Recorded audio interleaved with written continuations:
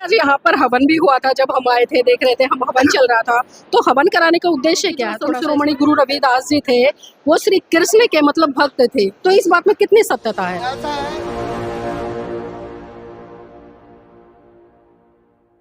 नमस्कार, आप देख रहे हैं एनबी न्यूज 24x7 नीलम बोध के साथ। साथियों, आज हूँ मैं मंगोलपुरी विधानसभा में और मंगोलपुरी विधानसभा में बी ब्लॉक में आसन सिरो गुरु रविदास जी की जयंती बड़ी धूमधाम से मनाई गई है।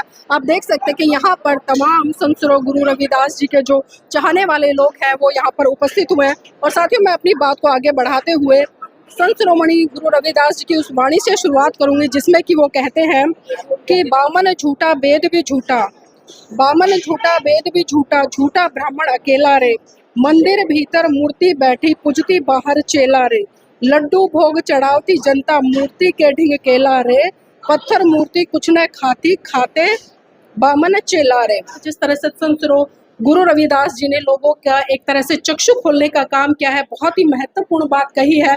और अगर इस तरह की बातों को हम अपने जीवन में उतारते हैं तो कहीं ना कहीं हमारे जीवन का एक बहुत अच्छी दिशा में कल्याण हो सकता है। और आप देखिए यहाँ पर जिस तरह से आज उनकी जयंती मनाई जा रही है, तमाम उपासक उपासिकाओं ने जिस तरह से श्रद्धा से युक्त होकर यहाँ पर दीप भी प्रज्वलित किया है, प्रसाद भी रखा है और फूलों से सुशोभित हुई मालाएं भी गुरुजी को पहनाने का काम किया गया है। और यहाँ पर गुरुजी बैठे हैं, मैं थोड़ा उनसे भी जुड़ना चाहूँगी और जानने का प्रयास करूँगी कि आज के समय में जो गुरुजी है उनकी जो वाणियाँ हैं किस तरह से कारगर साबित होती हैं और मानव कल्याण के लिए क्या प्रेरणा देती है। गुरुजी, आपका स्वागत है एनबी न्यूज़ में। हाँ जी, धन्यवाद। जय गुरुदेव, धन गुरुदेव जी, धन्यवाद। आपने गुरु रविदास मिशन बारे बात करी है। हाँ जी, गुरुजी, जानना चाहूंगी जिस तरह से संत शिरोमणि गुरु रविदास जी ने अपनी वाणियों के माध्यम से एक तरह से लोगों के ज्ञान चक्षु खोलने का काम किया और बहुत सारी ऐसी कृतियां रही जिस पर उन्होंने कुठाराघात किया, लेकिन क्या बात है कि आज उनके अनुयायी हैं उन बातों को ना समझकर कहीं ना कहीं भक्ति में लीन नजर आते हैं। ऐसा है। सतगुरु रविदास महाराज की वाणी जो भक्ति में भी लीन है, मगर जो वाणियाँ है ना उसको हम लोग समझ नहीं रहे। क्योंकि जो आज लोग सनातन धर्म बोलते हैं, इससे पहले जो संत राजे महाराजे थे वो ही जो भगवान का नाम ले सकते थे, आम लोग भगवान का नाम नहीं ले सकते थे। इसके बीच में संत नामदेव जी हुए जिनका मतवानियों ने विरोध किया, मगर उन्होंने किसी को कुछ नहीं कहा। मगर उनकी भगवान की कृपा से भगवान उनके पीछे पीछे रहे। मगर आज के लोग हम मानते नहीं है। आध्यात्मिक भक्ति ऐसी होती है जैसे चुंबक की शक्ति होती है ना, चुंबक के द्वारा खींचने को आता है और भगवान को भी नीचे आना पड़ता है, उनकी बात माननी पड़ती है। हठ का मतलब मुझे ये चीज़ चाहिए। जैसे बच्चा खिलौना मांगता है ना तो हम खिलौना लेके देना पड़ता है, इसी तरह अंधभक्ति वो होती है। मगर गुरु रविदास महाराज जी ने कहा नहाने धोने से कुछ नहीं होने वाला, जो भी हमें मिलेगा शरीर के अंदर मिलेगा। जो परमंडे सोई पिंडे, जो हम बाहर देख रहे हैं ना वो सब कुछ हमारे शरीर के अंदर है। गुरु रविदास महाराज जी ने इस चीज़ को देखा। देखने के बाद संसार के लोगों को बोला कि आपको कहीं तीर्थ पे जाने की जरूरत नहीं है, नहाना है तो घट में नहाओ। घट का मतलब अपनी जो परमात्मा की नाम कोई भी हो सकता है, उसका स्मरण करके इतने अपने आप को सक्षम बनाओ, अपने अंदर ताकत पैदा करो, बल शक्ति पैदा करो, ताकि दूसरे लोग तुम्हारी तरफ आए।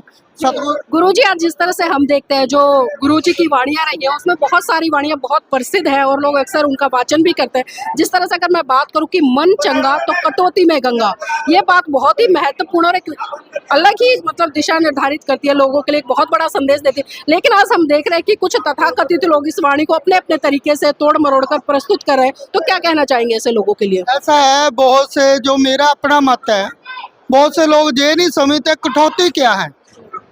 मन चंगा तो कटौती में गंगा, हाथ इस तरफ करते हैं ना, इसका मतलब हमारा जो शरीर है 5 तत्व का बना हुआ है। जैसे काठ की लकड़ी है इसी तरह हमारा शरीर है, उसके अंदर भगवान बसता। फिर भगवान को ढूंढते कहाँ, कोई काशी जा रहा, कोई बनारस जा रहा, कोई कहीं जा रहा, ढूंढने के लिए चले जाओ। गुरु रविदास महाराज जी कहते हैं ये तो तीर्थ है, तीर्थ घूम के आ जाओ, जहाँ मर्जी जाके आ जाओ। जो अपना घर है इस घर में ढूंढोगे तभी भगवान मिलेगा। गुरु रविदास महाराज जी कहा भगवान को बाहर ढूंढने की जरूरत नहीं है। जैसे विद्या, हमें दो आंखें मिली ना भगवान ने दी, तीसरी आंख है विद्या, ज्ञान। ज्ञान मुंह के द्वारा बोला गया सुना गया भी होता है, ज्ञान लिखित में भी होता है। लिखित में तब हम जान पाएंगे जब हमें अक्षर ज्ञान होएगा। सतगुरु रविदास महाराज जी ने जो 35 अक्षरों की रचना करी, जो पंजाबी में रचना करी, आज बहुत से लोग ये नहीं समझते कि जो पंजाबी है गुरु रविदास महाराज जी ने इसको उच्चारण किया था। गुरुजी, आज जिस तरह से हम लोगों से चर्चा करते हैं, लोग बताते हैं, वो कहते हैं कि जो संत शिरोमणि गुरु रविदास जी थे वो श्री कृष्ण के मतलब भक्त थे, तो इस बात में कितनी सत्यता है? ऐसा है, गुरु रविदास महाराज जी ने भक्ति किसी की नहीं करी, क्योंकि ये तो जो सामाजिक कुरीतियां थी उनके द्वारा अपनी माता से वो जिरया करते थे। ये मेरी माँ, ये जो पंडित लोग हैं पूजा करते हैं, हम क्यों नहीं कर सकते? तो उन्होंने बोला ये जो उन्होंने बोला हमारे और इनमें क्या अंतर है? तो गुरुजी ने जब 10-12 साल के हो गए तो उन्होंने पंडितों जैसा ही पहरावा बनाना शुरू कर दिया। तो फिर वो जैसे पंडित लोग नहाने के लिए जाते थे तो ये भी चले जाते। तो एक बार जब जा रहे थे तो देखा पहला बालक बड़ा सुंदर है, बातें कर रहे, करते करते जब नहा के बाहर निकले तो पूछा, भाई तू किसका बेटा है, कौन है तू? उन्होंने बोला, भाई मैं तो जहाँ दो बात पर चलता है, रघु भी बोलते हैं इनका पिता का नाम, हम लोग पंजाब के रहने वाले संतोष दास जी बोलते। जब उन्होंने बोला मैं तो संतोष दास का बेटा हूँ, तो उनको बोलो दूर परे हट परे हट। उन्होंने बोला क्या बात है भाई, हमारे और तुम्हारे में क्या अंतर है? वहां से जब गुरुजी उनकी बराबरी करने लगे तो पंडितों ने उनका विरोध करना शुरू किया। मगर एक बड़ी आपको मैं बात बताऊं, उस टाइम मुसलमान जो थे उनका भी जहाँ पे बोलबाला था, क्योंकि इस बात का मुसलमान को भी फायदा होता था। जब पंडित विरोध करते वो कहते ऐसा करो, हिंदू धर्म छोड़ो, हमारे में आ जाओ। गुरु रविदास महाराज जी कहते हैं जैसा तुम्हारा हिंदू धर्म है, जैसा मुसलमान धर्म है, दोनों नवीन धर्म है। धर्म तो है इंसानियत, क्योंकि एक दूसरे से प्यार करो, यही धर्म है सबसे बड़ा। 2.5 अक्षर प्रेम के, जो पढ़े सो पावे, यही धर्म है। इसके गुरुजी, जिस तरह से हम देखते हैं कि जो संत शिरोमणि गुरु रविदास जी की जो वाणियां हैं, जिस तरह से उन्होंने प्रसारित किया, आज बहुत बड़ा तबका उनकी जो अच्छी वाणियां हैं जो कि कहीं ना कहीं भक्ति से जोड़ती है, कि जैसे जैसा चाहूँ राज में, जहाँ मिले सबन को, छोटे बड़ों सब सम रहे, रहदास रहे प्रसन्न। मतलब इस तरह की वाणी को तो प्रसारित करते हैं, लेकिन इसी कड़ी में उन्होंने ये भी कहा कि बामन झूठा, वेद भी झूठा, झूठा बामन अकेला रे, मंदिर के अंदर मूर्ति बैठी, खावे जो केला बामन चेला रे। तो इस पर क्या कहेंगे? इसमें बात ऐसी है कि आज जो आपको ब्राह्मण मिल रहे हैं ना, हम भी हैं उसी में। ब्राह्मण बहुत से डुप्लीकेट ब्राह्मण है, क्योंकि असली बात तो कोई करते नहीं है। कोई भी करेगा, चाहे आजकल पहले जो सनातन धर्म या कोई भी धर्म है, सुर और असुर दो चीजें रही। एक बोलते खान पान करना चाहिए, एक बोलते नहीं करना चाहिए। वो खान पान के चक्कर में जितने भी धर्म बने हैं, ये खान पान के चक्कर में बने हैं। क्योंकि हर इंसान सोचता है कि अगर कोई मेरे पास आएगा तो उसको जैसा देखा उन्होंने क्या करते हैं जी, ये खाते हैं। उनके घर में बकरी है, बोलेंगे आपको बकरी दान करनी पड़ेगी। किसी के घर में मुर्गा है, उसको बोलेंगे मुर्गा दान करना पड़ेगा। पहले ऐसे ही पालन पोषण होते थे। इस कारण वो अपनी भरपाई के लिए ये जो बड़े बड़े धर्म बने हैं, अपने पेट के लिए बना रखे।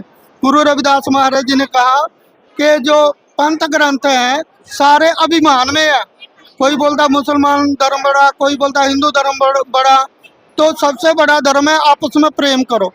इसलिए गुरु रविदास महाराज जी को जो सतनाम शब्द है, 7 संतों ने मिलकर इस शब्द का उच्चारण किया, सतनाम शब्द का उच्चारण किया। सतनाम क्या, 7 संत थे, नामदेव, कबीर, त्रिलोचन, सदना, सयानंद, गुरु नानक देव जी और गुरु रविदास जी। इन्होंने सबने मिलकर सतनाम का उच्चारण किया। सतनाम क्या, जो कुछ हम बोलते हैं ना, ये सब सच है। किसी को गाली देते वो भी सच है, राम राम बोलते वो भी सच है। जो बोलते वो हमने सच ही तो बोला। किसी को गुमराह करने के लिए, अपने फायदे के लिए। जैसे गुरुजी, अभी आपने बात कही कि जो हम बोलते हैं वो सत्य बोलते हैं, जैसे कि आपने कहा कि राम नाम सत्य है, लेकिन हम देखते हैं कि आज समाज में एक परिवेश बना हुआ है जब कोई मरता है तो हम लोग ये बोलते नजर आते हैं और सुनते भी हैं कि राम नाम सत्य है, लेकिन वहीं जब अगर कोई बच्चा पैदा हो जाए, किसी के घर में विवाह संस्कार हो, जब ये राम नाम सत्य बोल दिया जाए तो विवाद क्यों हो जाता है? क्योंकि राम का नाम तो सत्य है, तो और सत्य बोलने में कोई बुराई नहीं है, तो ये विवाद क्यों खड़ा होता है तब? इसमें ऐसी है कि राम जो है ना, जैसे किसी का घर में बच्चा पैदा होता है तो पहले लोग भगवान का नाम नहीं लेते थे, कर्म करते रहते थे, जैसे आज भी करते हैं। उसका नाम रख दिया राम, रामचंद्र रख दिया, तो रामचंद्र राजा भी हो सकता है, रामचंद्र फकीर भी हो सकता है, ठीक है ना। वो बच्चे जो बुजुर्ग हैं उसका नाम लेने के चक्कर में रामचंद्र, जैसा गुरुजी कहते हैं मेरा राम वो है जो सब में दिखाई दे रहा, मेरा राम वो नहीं है जो दशरथ का सुत, सुत का मतलब और दशरथ का असली बेटा नहीं है, क्योंकि सुत का मतलब है किसी के द्वारा दिया हुआ, ठीक है ना। हाँ, कल्याण के उन्होंने बोला कि मेरा राम वो है जो सारे के अंदर बसया, जो सबके अंदर है, क्योंकि आज हम इकट्ठे हुए हैं, हमारे अंदर भी राम है, मगर वो बोलते हमारे श्री राम। श्री शब्द की मैं बात बताऊं, जैसे पंडित को बोलो ना, चर्चा लंबी हो जाएगी गुरुजी, इसमें करूंगा, बुरी लगेगी किसी को, मगर मेरे अपनी मत है। किसी पंडित को बोलो पंडित जी आप नॉन वेज खाते हो, बोलता श्री श्री श्री श्री, हम इस बात को समझ नहीं पाए, वो कहते खाते हैं हम, मगर हम श्री खाते हैं, ठीक है ना। मतलब पंडित की भाषा जो है हमें दिखाने के लिए कुछ और है, अपने लिए कुछ और। गुरुजी आज यहाँ पर हवन भी हुआ था, जब हम आए थे देख रहे थे, हम हवन चल रहा था, तो हवन कराने का उद्देश्य क्या है, थोड़ा सा इस पर भी प्रकाश डालें। हवन का ऐसा है जैसे एक सुगंधी है, चंदन की सुगंधी है, जैसे कोई लेप कर लेता है, जैसे घर को पवित्र करने के लिए इसको करते हैं, मगर सतगुरु रविदास महाराज जी कहते हैं मन पवित्र होना चाहिए, इससे करने से कुछ होने वाला नहीं। जैसे अभी मुझे खांसी हो रही है, हो सकता है कि ये हवन की मेरी जो अंदर गया, क्योंकि ये शुद्ध नहीं है, इसमें पता नहीं क्या मिलावट कर रखी है, कौन सा केमिकल है इसके अंदर, ये इसको इसलिए भी यूज करते थे किसी को बेहोश करने के लिए।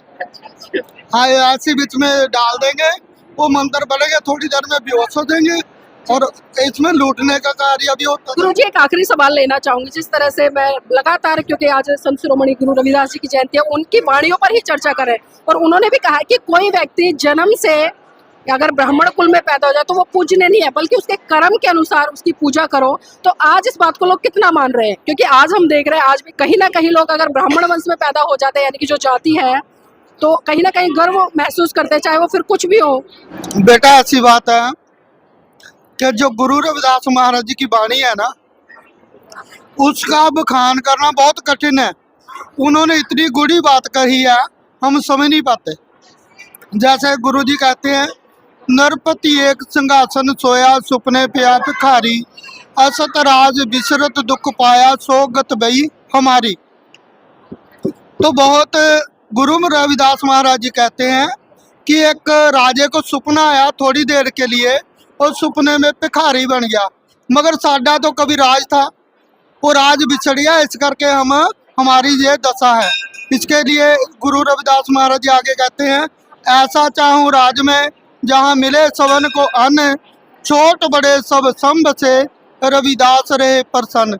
मगर हम उसके बाद में गुरु रविदास महाराज जी ने अपनी सोच के अनुसार बदलाव किया। उसका कारण ये था कि उस टाइम कोई भी नौकरी पेशा नहीं था। चलिए ठीक है गुरुजी, हमारे साथ जुड़ने के लिए बहुत बहुत साधुवाद, क्योंकि मुझे पता है कि धुएं से आपको थोड़ी प्रॉब्लम हो रही, लेकिन देखिए हमने यहाँ पर गुरुजी से बात किया और उन्होंने एक बहुत अच्छे तरीके से यहाँ पर तमाम वाणियों जो कि हमने चर्चा की संत शिरोमणि गुरु रविदास जी की, उन पर बहुत अच्छा एक तरह से व्याख्यान किया है। और आज कहीं ना कहीं जो लोग आज गुरु जी की वाणी को तोड़ मरोड़ कर रखते हैं अपने निजी स्वार्थों के कारण, उनको जिस तरह से चाहे उस तरह से ढाल देते हैं। लेकिन आज जरूरत है, जिस तरह से जो वाणी उन्होंने दिया, मानव कल्याण की जो बात की, समता की बात की है, तो आज जरूरी बन जाता है कि उनकी विचारधारा को सही रूप में फैलाएं और उनको मनोसात करते हुए आगे बढ़ाए। तो साथ ही मैं चाहूँगी आप इस वीडियो को लाइक करें, शेयर करें और कमेंट के माध्यम से बताएं ये आज की महत्वपूर्ण वीडियो आपको कैसी लगी।